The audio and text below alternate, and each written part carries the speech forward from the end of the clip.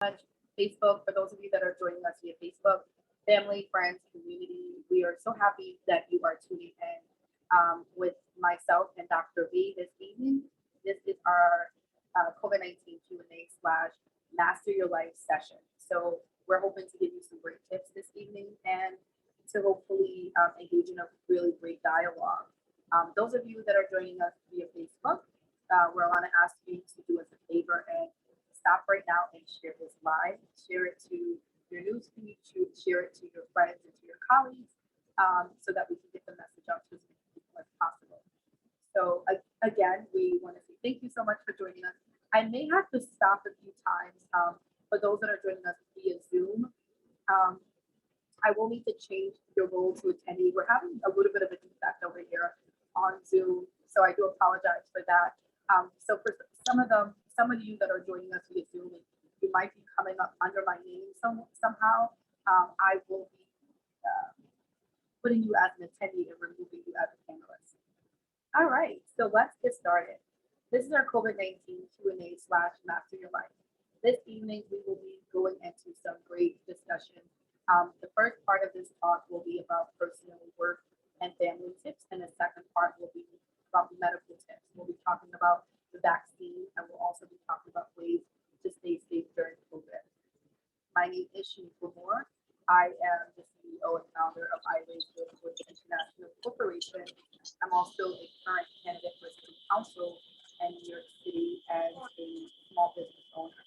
I'm really excited and happy to be here with all of you and be sharing the space with you all tonight.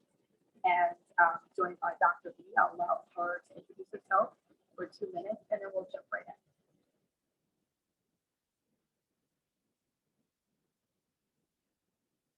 Dr. V, you're muted in case you're trying to speak. Well, that's the first start. Well, thank you so much, Shanequa, for just this opportunity to speak amongst the community, to speak to everyone. I actually came into contact with Shanequa through my cousin who lives in New York. I am a former New Yorker myself, lived in the Bronx for several years. I'm now here in Atlanta, Georgia. Just to give you just a brief background of myself. So I live in Atlanta, Georgia right now. And the reason why is more so I had moved out here, started at Morehouse School of Medicine, and that's where I had got my PhD from. My specialty is biomedical science. So I have been trained to literally in the science of the body itself, all parts of the body, and then especially when it comes to disease state. However, my specialty has been in cancer research. So that's where I spent a lot of my years as far as focused on cancer research. And, overall, just totally just happy to be here, making sure that people are well informed, people feel more comfortable with the vaccine. We're in a different state of our nation is in a different state right now. We got through 2020, but we're now trying to get through 2021 and the whole concept of this vaccine and why should I take it. So I hope to address some of those things for you today. Thank you so much, Dr. V, for that lovely introduction. So, and just sort of piggybacking off of Dr. V, we are living in a pandemic, right? We're living in an era of a pandemic, and we really don't know when we're going to come out of this. What I want to engage you in a conversation about is how has COVID really changed you? How has it changed you in your personal life? How has it changed you as a parent, if you are a parent? How has it changed you as an employee? Just in general. I want you to take a few minutes, whether you're joining me via Facebook Live or you're on Zoom with us, or you're watching this recording later. Take a moment and really think about it. How has COVID changed you personally? And you don't have to share that, but you can just take a few minutes about that.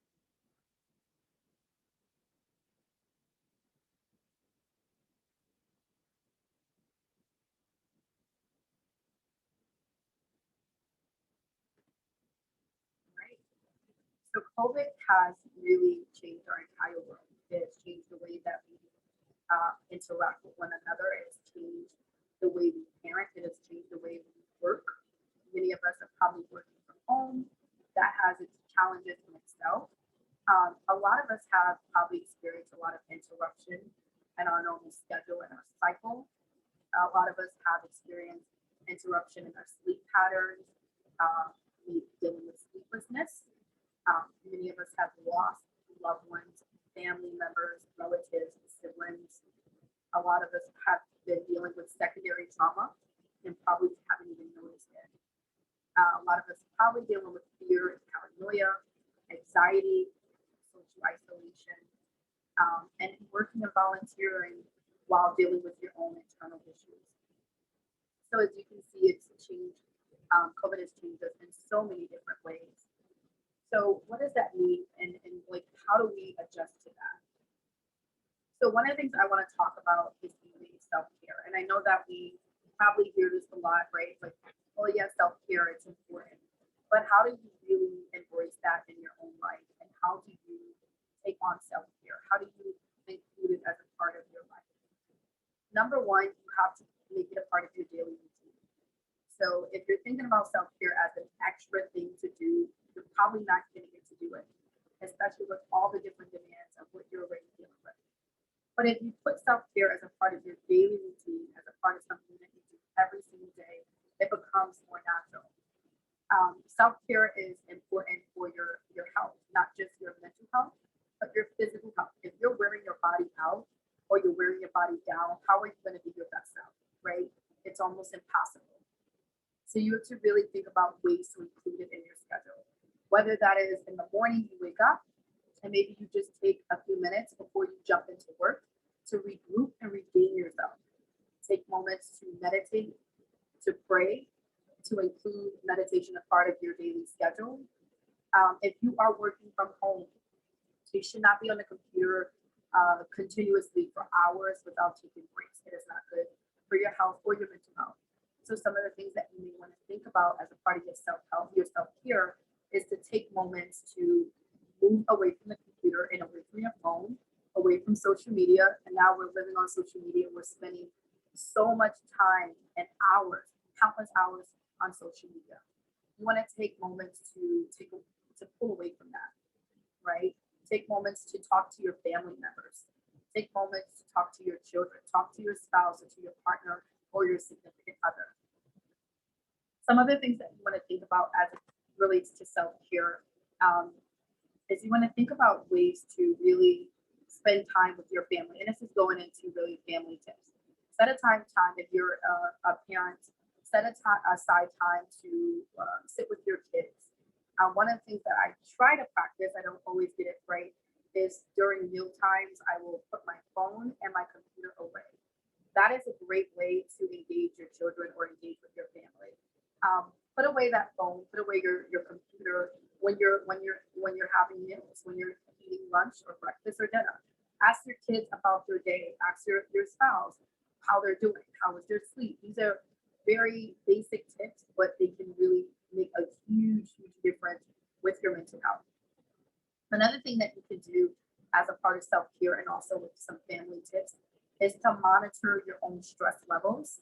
Sometimes we're not aware that we're stressed out because we're sort of operating on this new terrain or new level where we're going with the flow. There's so much happening, and we haven't had time to sort of stop and really pay attention to our own selves, pay attention to our own triggers. So really find ways to connect with yourself. Are you stressed out? Are you anxious? Are you frustrated? Are you overwhelmed? Are you realizing these sort of feelings coming up for you? If you are, take a moment and just stop, realize it, be in tune with yourself as a person, be in tune with your own self internally. Just I think it was about a week ago, I started getting these really bad migraines, and I was trying to deal with it on my own, and I said, it's probably because I'm on a computer a lot, which that was a part of it. But it got to a point where it became so overwhelming, and I ended up going to the doctor and to urgent care. And the first thing my doctor did when she looked at me, she said, "You look tired." She goes, "Your eyes are something in red. Are you sleeping?" Right? And me as a licensed social worker, I know these things, and sometimes it's hard to embrace it myself. But these are very basic things, right? Like, are you taking care of yourself? Are you sleeping? So the migraines were really coming from lack of sleep, and really not just lack of sleep, but also being on the computer for a long time without taking breaks. And that was something that I had to think about. And I said, you know what? I need to take a step back. I need to learn to incorporate balance into my schedule. So that is important. If you're having migraines or headaches or things are going wrong in your body, you might want to think about whether or not stress is a part of that, or is connected to that, right? So again, set aside time to monitor your own stress levels as well as your kids. If you're a parent, I want you to also think about how COVID has changed things for your children. How has it changed things for your kids as it relates to remote learning or to school? Many of our kids are really frustrated, they're overwhelmed, they're dealing with all new different issues, right? They've been forced to live in this new world where they're going to school remotely. You have to sit in front of a computer, they're not able to get a lot of socialization, and so what does that mean for them? What are they facing? How are they dealing with it?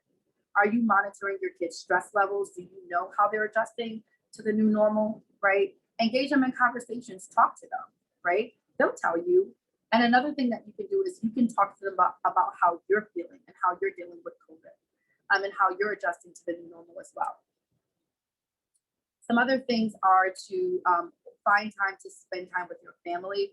I would say try not to use the computer or the phone when you're doing this. Get some old fashioned game night, right? Pull out those that the Monopoly or checkers or Connect Four, and really find time to spend with your family. Set aside time for game night or for family night, for movie night, or whatever it is. If you're spending a lot of time indoors, you want to think about finding ways to get some sunlight, whether it's take a walk with your kids or with your partner, or just go outside for some fresh air. This is all a part of your mental health. Some other things that you can do to be connected and to really take care of yourself is think about work. So if you're working from home, right? So work tips. Find a place really to dedicate to work. So I do not recommend working in your bed or working in a space that you would normally sleep at. Try to find time where you can set aside a specific space in your home to work if you're working from home. Dedicate that place as a part of your workplace. Do it also for your kids. So if your kids are on remote work, on remote learning, don't have them working in the bed, right? They'll probably fall asleep or get distracted. Find a space if you can in your home for them. A desk and a chair goes a long way. Go on Amazon and order it, and find that space that you can utilize for your kids so they're also not getting distracted. Some other work tips is set clear boundaries for work. Although you're working from home, a lot of times we have a hard time with shutting down work. So we may overwork ourselves, or because we're working from home, we don't know how to shut it out, like clock out. Get a clear time that you're going to clock out. So and it depends on your job, right? For me, I'm a small business owner. I run a nonprofit. So sometimes it's really hard to say I'm going to clock out at 5 p.m. It's almost impossible to do that. But there is a time when I'm definitely going to be clocking out. Find that time for yourself where you're going to shut down, and clock completely out of work. If you're currently unemployed, you can find creative and new jobs.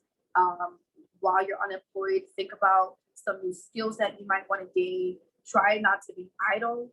This may be a good time to reinvent yourself or to reimagine your life and where you want to be.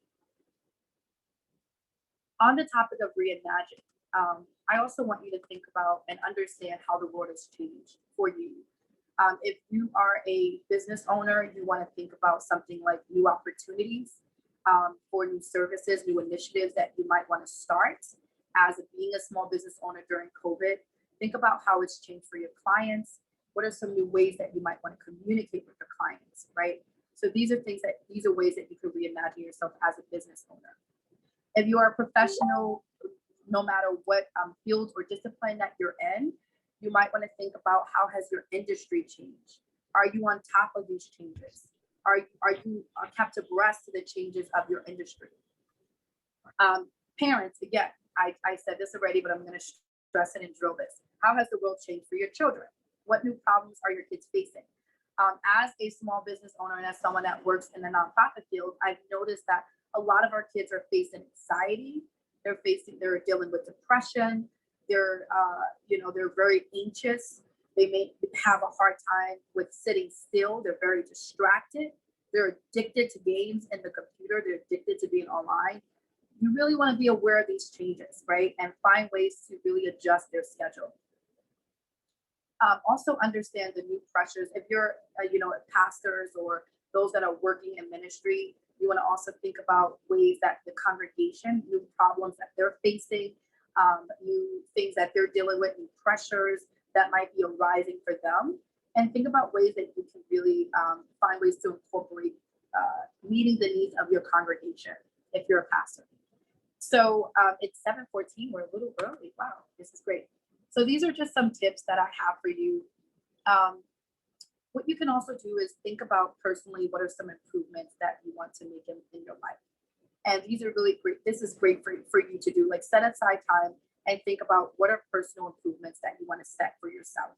Personal development is really important. It's something that you should be practicing as a part of your life, and as just a part of your being a professional or a parent, whatever that is. You can think about goals that you want to set for yourself personally, educationally, professionally. Really just think about where you want to see yourself in the next year and the next 6 months and write it out. Hi. Okay, so I see that Marielle from New York City Comptroller's office is here.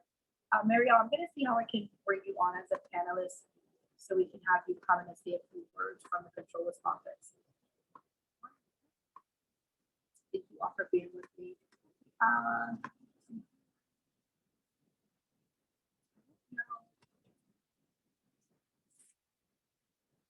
Hi, Marielle. Can you do me a favor and just raise your hand so I can pull you in as a panelist?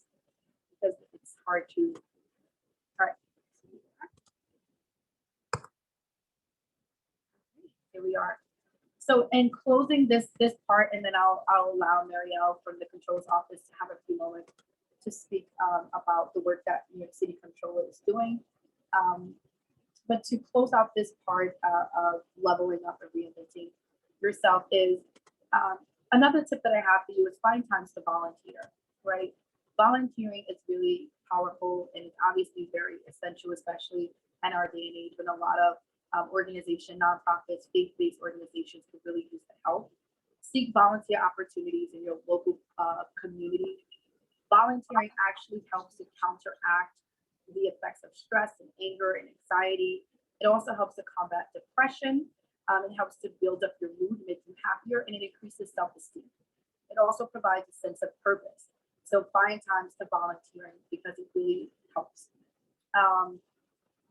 So we're going to close out this part of our session, and I am now going to open it up for Marielle. You can introduce yourself and tell us whatever work that the Comptroller's office is doing and anything that you want to share in regards to COVID, the vaccine, and any other work that the New York City Comptroller is working on. And I can't see you, so I'm not sure if you can start your video for us. There you are. Hey, how are you? Hi, everyone. It's very lovely to be here. My name is, and I'm in the background too. My name is Mariel de la Cruz. I am the Bronx Borough Director for New York City Comptroller Scott Stringer. Just gonna say a brief few words. First, thank you for having me. Thank you for the invitation, and I'm very sorry he couldn't attend today, but I just wanted to share that our office has been diligent in doing a lot of work to ensure that we have a great understanding of not only why certain communities are not trusting of the vaccine, but also too, we strongly believe that there should be a method in which community groups, clergy, schools are better able to gather information about what the vaccine looks like, what side effects may be, and the importance of the vaccine. So a lot of folks have come to us and say, hey, we are not being utilized. We are community members, we are community leaders, and we don't have the proper information to give to our communities as we are trusted messengers.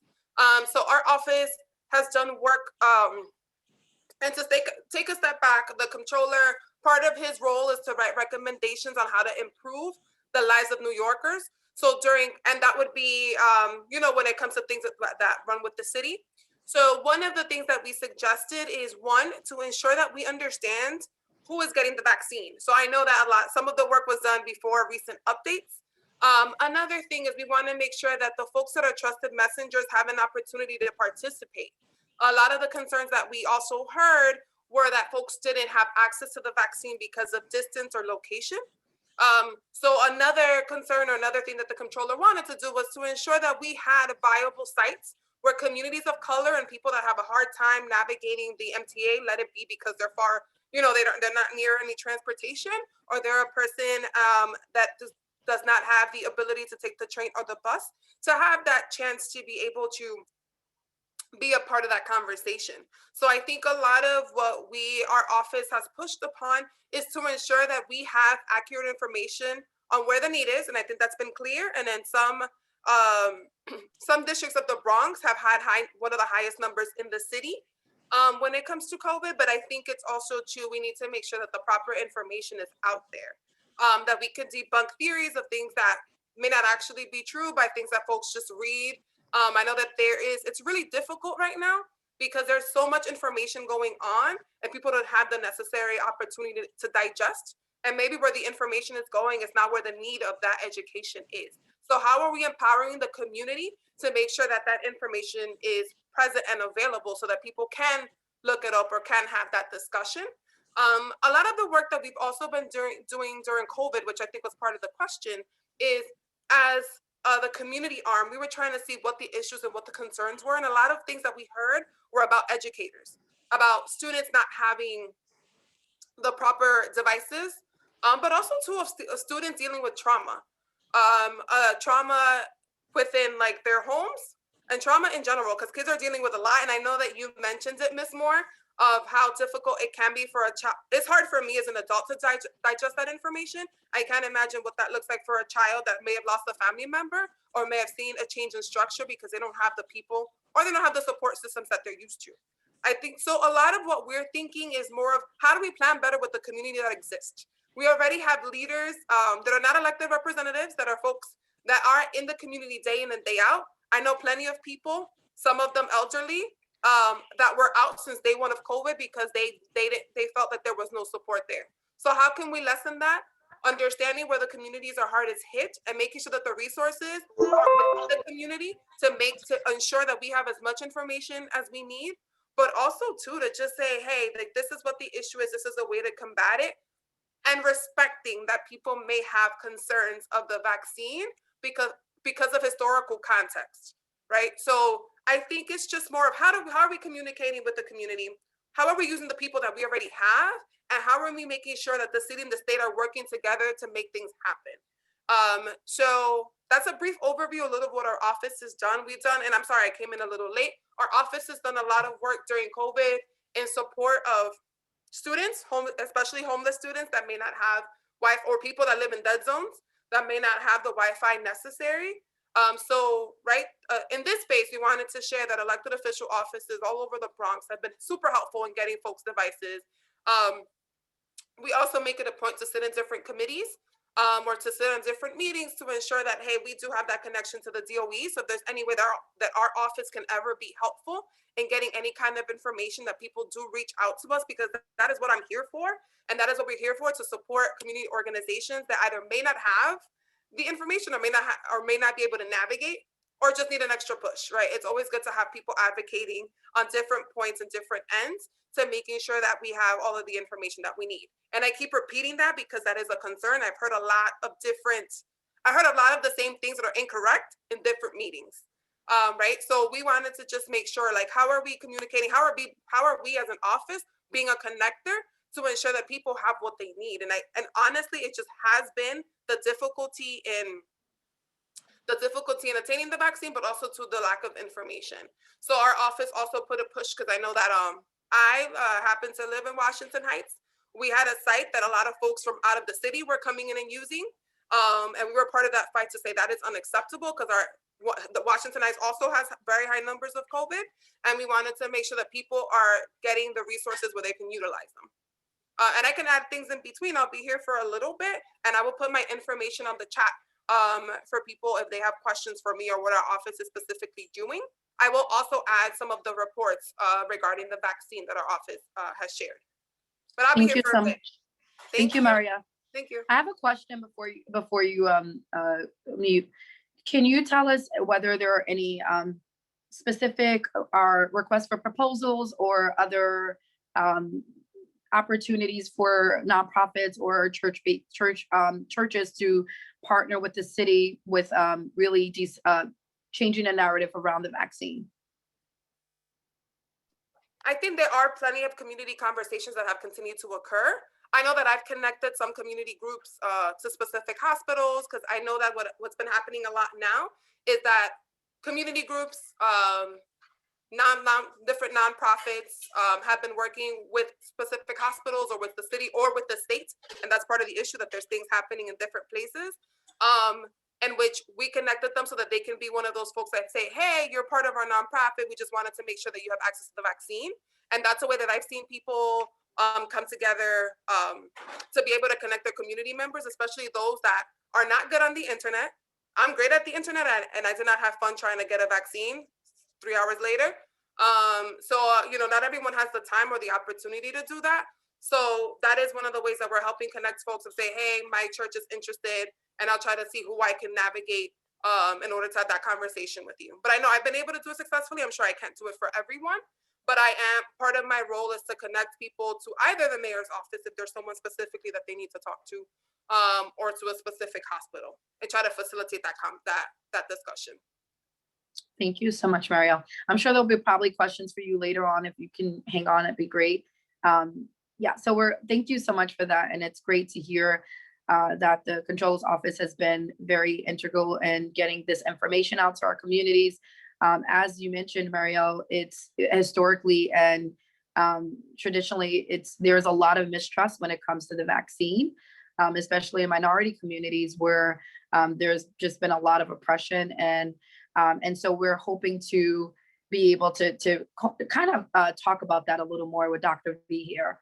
So it's about that time at 7:25. We're right on time, Dr. V. So we'd love for you to come in and just give us a little background about yourself and your research, and then tell us, I know you have some topics and some great tips and information prepared for us that we're really excited to get. So if you can start off by telling us about your background and then go into your vaccine topics. Yes, good evening, everyone. So first, thank you, Mariel, for sharing that information. As I said before, I actually used to live in the Bronx, New York, and I actually used to teach in the Bronx, New York. I used to teach middle school science, so I know what it's like to see the struggle. I had a lot of kids who had very challenging households, so I could not imagine. I'm now in Atlanta, Georgia, but I could not imagine what my former students would be going through at a time like this when we're facing COVID and we're quarantining. And honestly, school was an outlet for them. So for them to have to be quarantining and also needing the devices that they need, I'm glad that the New York City Comptroller's office is working towards that. So like I said, a brief background about myself. I'm a biomedical scientist by training, and my specialty is cancer research. So that's why I spend a lot of my time and focus within cancer research. However, my specialty overall, my overall education was focused on the disease state within each part of the human body, and going at the most minute cellular level, the smallest part of the body you can get to find out what's going on when someone is affected by a disease, and how can we stop this process? How can we intervene? How can we slow it down? And so that's what research is a lot about. A lot of it is about that.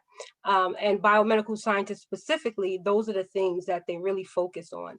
So today, I want to talk to you about the scientific community and how they are trying to do just what we're talking about today, which is level up. And they are trying to level up your immune system. I know a lot of people are intimidated or scared or hesitant about taking a vaccine, but I want you to think about it in a different light. I want you to think about how the scientific community has been working to try to level up your immune system. And so how have they been doing that? It's actually through the creation of these vaccines. It's actually through the creation of treatments. And I'm going to discuss both, one more briefly, but more so the vaccine. The reason why this is important now more today than even last year is because now we're dealing with the COVID-19 virus, which is a coronavirus that was actually created by SARS-CoV-2. And so this virus has now decided to mutate. It decided to become a variation of its former self. This is huge, right? We knew this would happen, in all honesty, but we just didn't know at which point. And this is so significantly important because what do you do when you've just spent months trying to create a vaccine and actually creating that vaccine for a specific type of this virus? Well, I'm going to talk a little bit first about what this variant is, not the specific variant. We can go into more detail, but what is this variation? A variation is simply a change, okay, in the form, the physical form of this viral particle. And so it has changed. I want you to think about if we were all on a team, or we were all on a sports team, and our main way to win every game was to catch the ball. Okay, we all have two hands. We can all make a take a shot and catch the ball. Okay. Now, let's say if after several weeks, two of our teammates start to develop two additional arms. So instead of two arms, they now have four arms. And so they now have given us as a team the ability to catch more balls, right? And so when the competitive team is actually trying to catch the ball, we have more chances. We've increased our chances to catch the ball. Our now new variations of people have the chance to actually even outsmart the other team because they can use both sets of hands to literally catch that ball and change up the direction. And so that is like a, minute version of a variation. But I want you to think about that when it comes to the variation of a viral particle.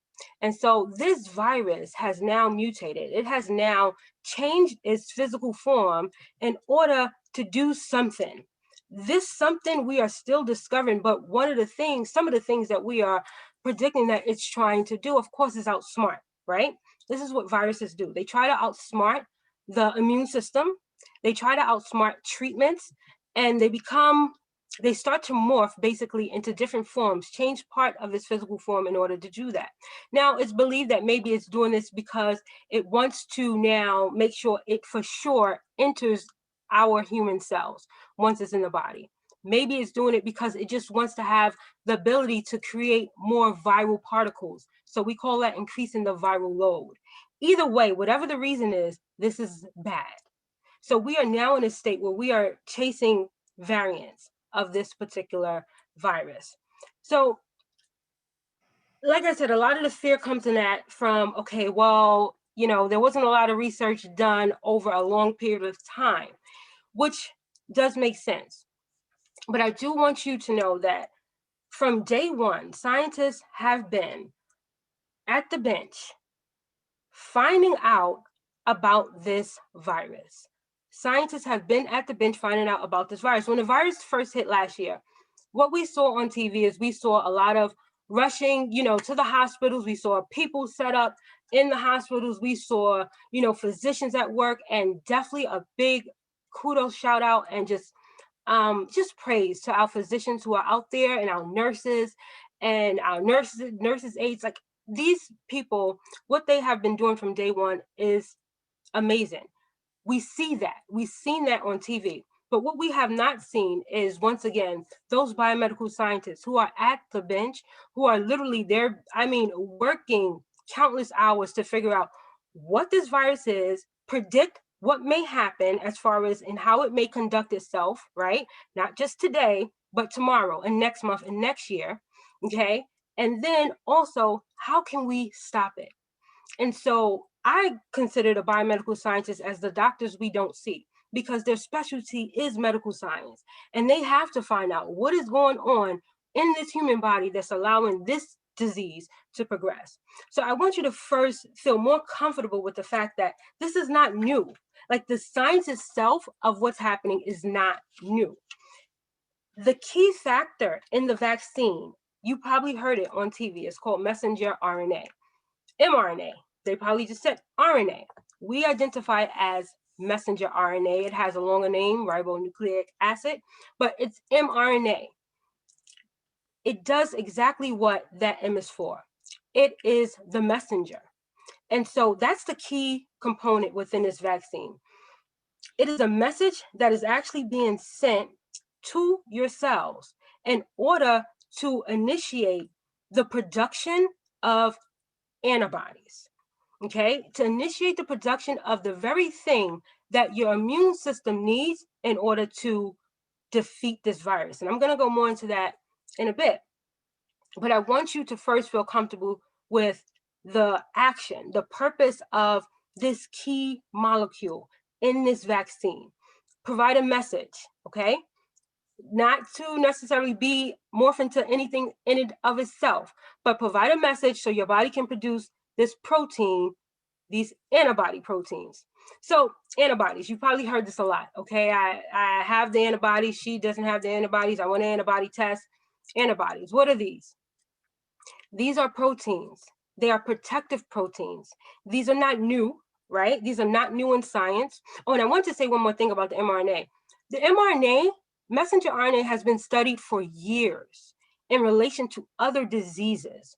Messenger RNA is highly studied even in the nature of cancer, in the context of cancer, and finding out how we can use that to change, kind of to deliver a message to change basically the progression of cancer. So scientists they have been focusing on mRNA and studying it. But what happened is when the pandemic hit, of course, we had to change the direction of where our focus was for this very thing that we've known about and been using in research for years. And so now mRNA was used or seen as something that could be effective for sending a message in order to produce the antibodies that we need. So these antibodies, to think about what antibodies do, their main job. If you picture a woman who's just walking down the street and she's able to walk slow, she's able to walk fast, she's able to skip, she's able to run, and she's walking. And then all of a sudden someone comes out and dumps a 5-gallon bucket of gooey, sticky, slimy stuff on her, okay? This lady's still able to walk, but over time, her speed is going to probably slow down. Eventually, as that gooey, sticky slime starts to harden, more than likely, she will not even be able to run, skip, to the point where she will barely or not at all be able to walk. And so that gooey, sticky slime, I want you to picture as the antibodies job. That's what they do. Their goal is to neutralize this viral particle. So if that lady was the viral particle, was just like running rampant all around. And this neutralizing antibody process that literally, we call it basically neutralized, but it literally sticks to this particular viral protein, and its purpose is to inactivate it, to stop it in its tracks from whatever it's doing. And so this is why it's so important that your body produces antibodies or you receive antibodies, especially in a case of a virus. Now, you may ask, okay, well, that's good, but we all know with science that, a lot of things have been created that the body can do itself. Very true, right? And I'm a big believer in not negating the natural works and the power of the human body. So I am definitely that person. However, the importance behind this is that, yes, the body can actually initiate this immune response. It can do that if you get infected with COVID. And when it initiates its immune response, then the immune system goes in and it attacks and it does what it needs to do. It does what it needs to do. But the issue that we are facing right now with this virus is that some people's immune system are not able to do this quick enough. So I want you to see it as a race. It's a race between the human body's immune system, right? That's one. And then the second, the competitor is the virus itself. The virus, all it wants to do is replicate. It wants to be in your cells is its host, and it wants to constantly replicate. That's the problem. So the more it replicates, the more the viral load increases, the more likely it's going to get into places that you don't want it to be. key, your lungs, right? And that's where you see a lot of this complications coming at, and the severity of this disease, of this virus. Well, it is a disease at this point. That's where you see a lot of these complications coming at. So you have this human body, your human body, and then you have the virus. And the truth of the matter is, if your human body is slow in producing antibodies, but meanwhile, the virus is like rapidly replicating. More than likely, who's going to win? It's going to be the virus. However, there's some people whose immune system outwins, right?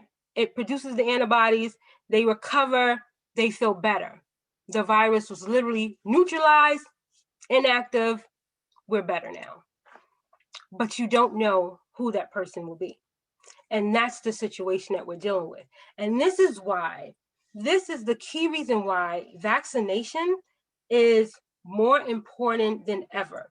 And especially now, because we're dealing with more than just one type of viral particle at this time. So I want you to think overall about this particular vaccine as something that has a job to do in order to increase the possibilities of your body's chance to win. And when someone takes in the vaccine, what happens is they already at a head start. And if I'm in a race, please, I would love a head start.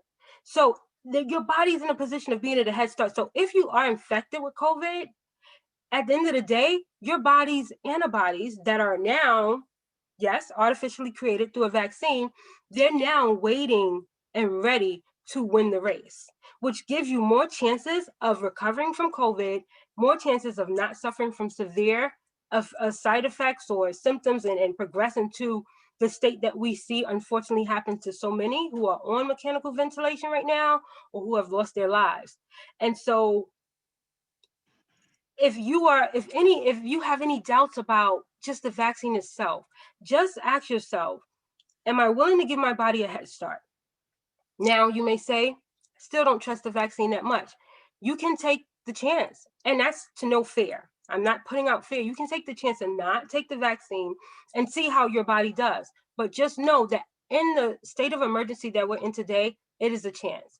And one thing in science and medicine, because I actually do work more in the medical industry at this point, and so I'm constantly around physicians, and I'm constantly talking to physicians, and we have a lot of formal discussions, professional discussions that's related to work, and then we have some informal.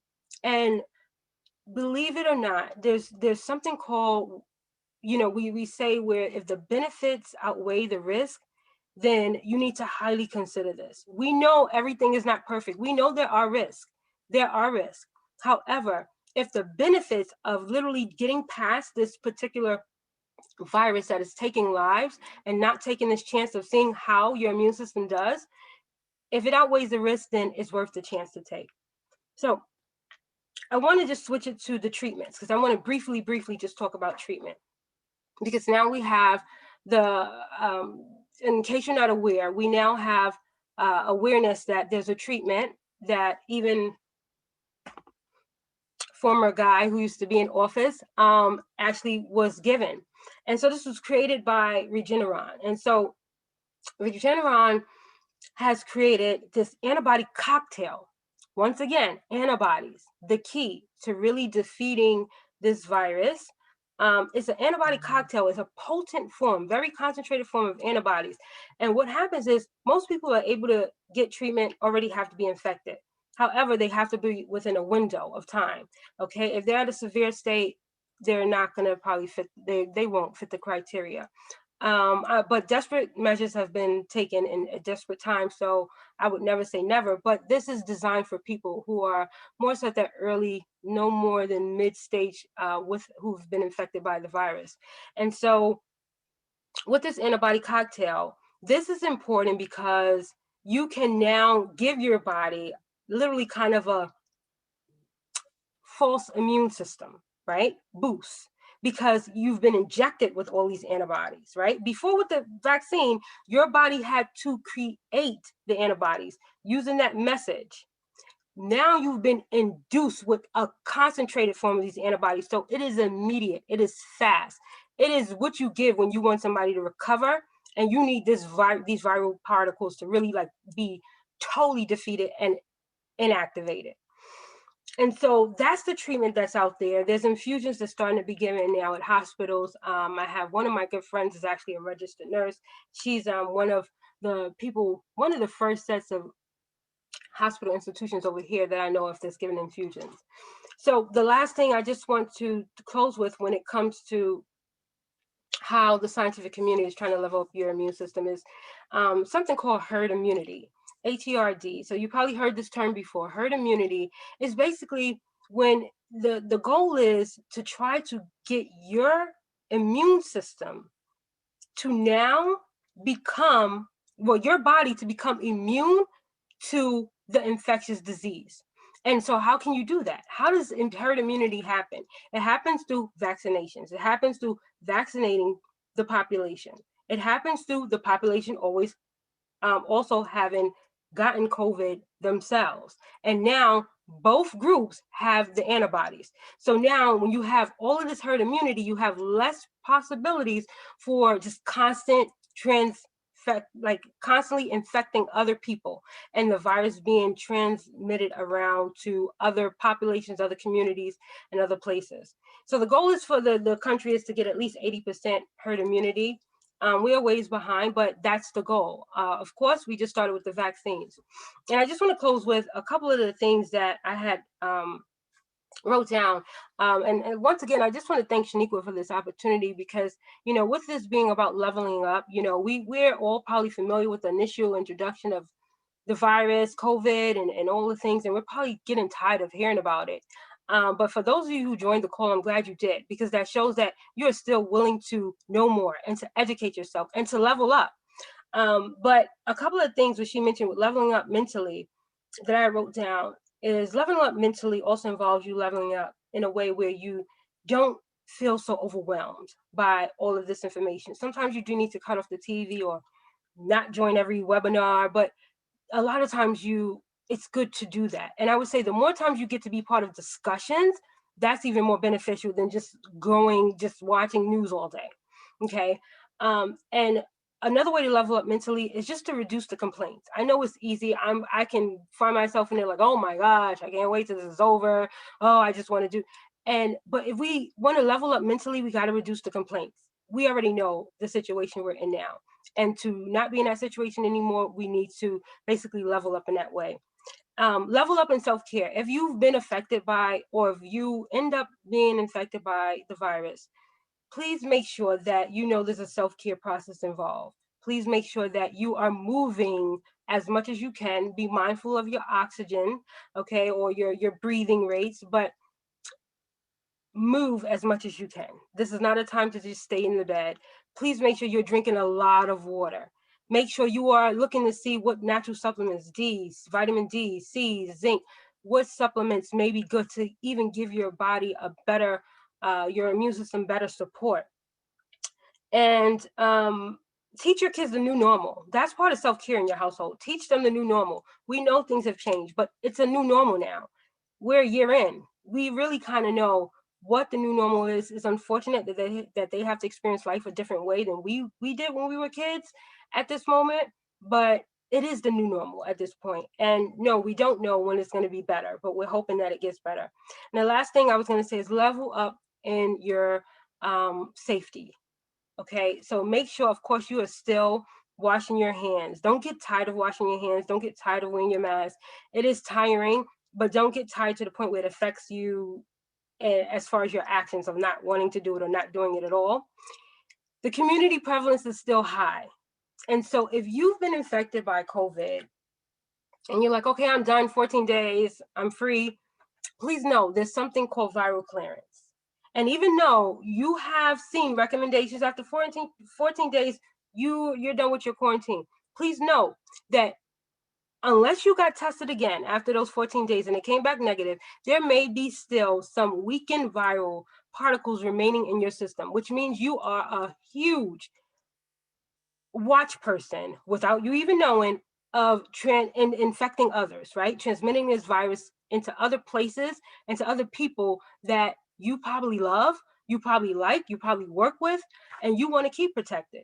So I just want to say level up in those areas. And once again, just thank you for this time. And this time is now open for questions. Wow, that was amazing, Dr. B. I think we feel like we were just in a science course, like we got so much information from you, and the ability to break it down in layman's terms was very astounding. So thank you so much for that.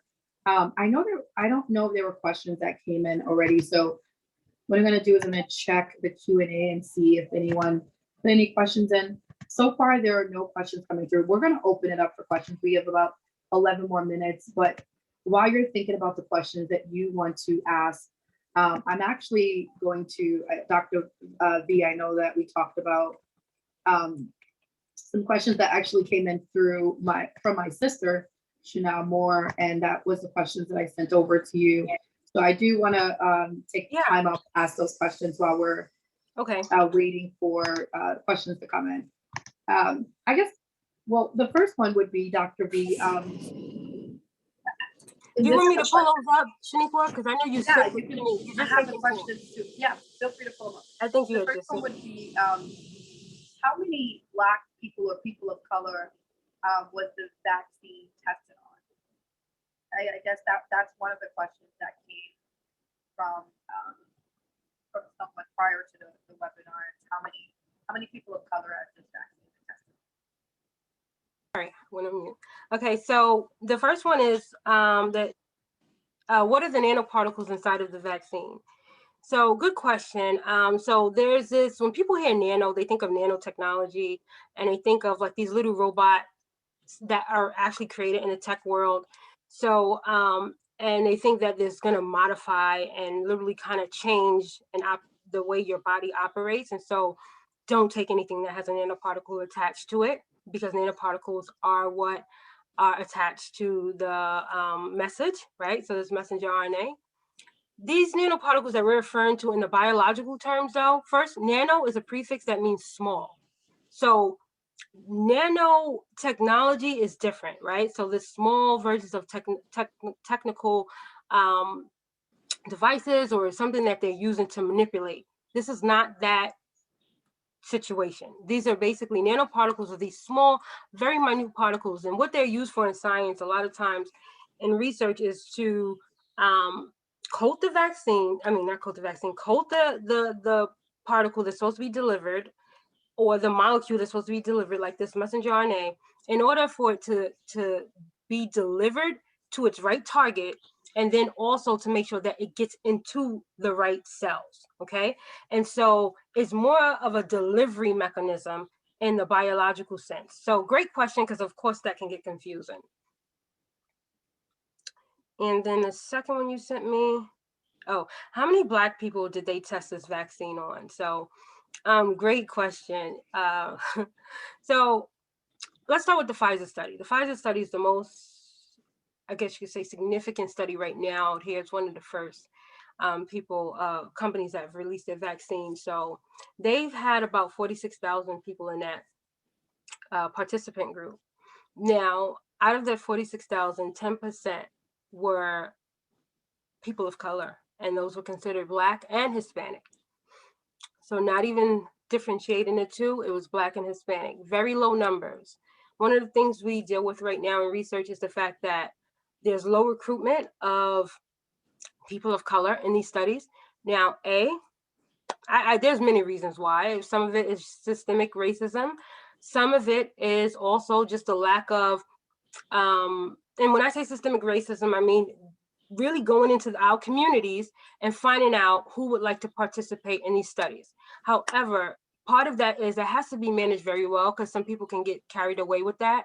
The wrong people with doing that within the wrong hands can be very dangerous, because on some end, of course, the Black community is afraid of them taking advantage of us and using especially the most impoverished groups to take advantage of and say, I'll pay you $500 or $1,000 if you participate in the study, when honestly, it can be very detrimental. So I feel like a lot of it is in that area. Systemic racism is also just not wanting to go into our communities or going in for the wrong reasons. But a lot of sometimes it's also where if it's presented to us, we may be more hesitant because once again, we have our red flags up, like I'm not letting them touch me at all. So low numbers, not sure exactly why in the case of Pfizer, but I have my reasons. Pfizer is a huge, we call them mega cap companies. It's a huge company, and you know they operate to kind of like the first people that they have their attention on. That's Dr. V. There's another question that's coming in the Q&A from Mr. Clark, and it states, based on history, why should we trust the vaccine process, and how do we validate that it is safe? Mm-hmm. Yeah, you know, one of the biggest things I want to answer the tail end of the last part of the question. How do we validate that it's safe? And I will tell you, and there's no scientist, there's no physician that can tell you that they can validate that it's going to be safe for you or this person or that person. That's very difficult. But however, the only thing they can do is use the research. And this is why, once again, going back to research is significant. If you just even listen to a news show long enough, if they are not speaking, if they don't mention the word research or the data shows, then the truth of the matter is, then that's not good medicine or clinical practicing being done. That's just not. Okay, because everything points back to what does the data show? It points back to what did the biomedical scientists determine. So I will tell you, there'll never be a point of being able to validate that it's safe for everyone. The most we can do is, at this point, and I've mentioned this before personally, but I feel like the world, unfortunately, is also now an outdoor laboratory, because there was a controlled experiment that was done by Pfizer, Moderna, Johnson & Johnson, Novavax. They did their controlled studies, but now at this point, because we're in a state of emergency, they've had to stop at a certain point. They watched these people for another 2 months, and then it's just like, okay, let's go with it. So that December 14th, when that first vaccine was actually administered, it was a short time. So there's still no validation on, okay, how long will it take before we see any other type of severe side effects from this vaccine? Will we? We may not. You know, it's still an open experiment right now. That I don't want that to scare you necessarily from taking the vaccine. Once again, it goes back to do the benefits outweigh the risk? If the benefits, if you are more concerned about, you know what, I want my body to possibly have a better chance if I've not been affected with COVID, if I want my body to have a better chance and I want to give it the army it needs, the antibodies like waiting, so it may win the race against this virus. If I do get infected, then it more than likely has a better chance, and I more than likely won't get a severe reaction. Doesn't mean you won't get the virus. It just means that more than likely my body will win this race. All right, we have a few more questions coming in. Okay. I'll try to get them to you as fast as possible. I know we're at the end of time. Another question is, I think you mentioned this, and how is Pfizer and Moderna different, and which may be better for someone with lupus or another autoimmune disease? And then there's four other questions. I'll try to get them to you with that. Yeah. So the difference with Pfizer and Moderna, Moderna had about 30,000 participants in this study. So less. Pfizer had about 46,000. Okay.